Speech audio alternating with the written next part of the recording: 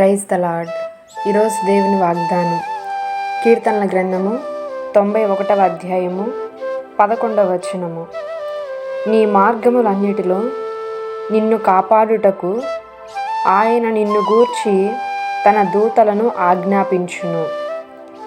ఈరోజు పరిశుద్ధాత్మ దేవుడు మనతో మాట్లాడుతున్న మాటలేమనగా, మనం వెళ్ళుచున్నటువంటి మార్గాలలో, మనము తీసుకున్న నిర్ణయాలలో మనకి ఏ అపాయం రాకుండా క్షేమకరమైనటువంటి ప్రయాణం జరగడానికి, అలాగే మనం వెళుతున్నటువంటి జీవిత మార్గంలో ఉన్నటువంటి ప్రతికూలమైనటువంటి పరిస్థితుల నుండి తొలగించబడి శ్రేష్టమైనటువంటి ఆశీర్వాదకరమైన మార్గంలో నడవడానికి దేవుడు మనకి సహాయం చేస్తారు. ఎలాగ చేస్తారనగా, ఆయన తన యొక్క దూతను మనకి తోడుగా పంపుటకు ఆజ్ఞనిస్తాడు. మనము గనక నమ్మి విశ్వాసముతో ప్రార్థించినట్లయితే మనకంటే ముందు దేవుడు తన దూతను అక్కడికి పంపుతాడు.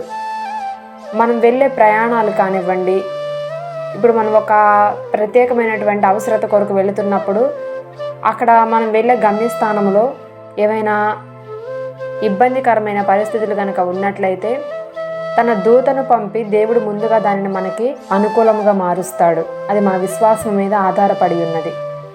అలాగే మనం తీసుకునే నిర్ణయాలు, ఒక బిజినెస్ స్టార్ట్ చేయాలన్నా, ఒక ఉద్యోగం చేయాలన్నా, ఇంకేదైనా కానీ ఒక పని చేయాలి అని అంటే తీసుకునే నిర్ణయాలు కూడా సరి అయినవిగా ఉండాలి. సరి అయిన నిర్ణయం తీసుకొని మనము ఆ మార్గంలో ప్రయాణిస్తున్నప్పుడు ఆ మార్గంలో వచ్చే ఆటంకాలన్నిటినీ కూడా తొలగించడానికి దేవుని యొక్క దూత మనకు ముందుగా వెళుతుంది.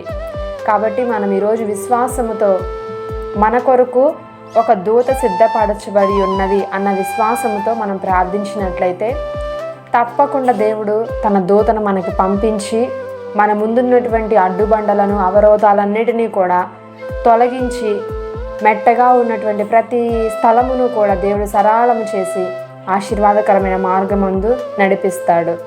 అలాంటి కృప ప్రభు మనందరికీ ఈ దినము దయచేయునుగాక. ఆమేన్.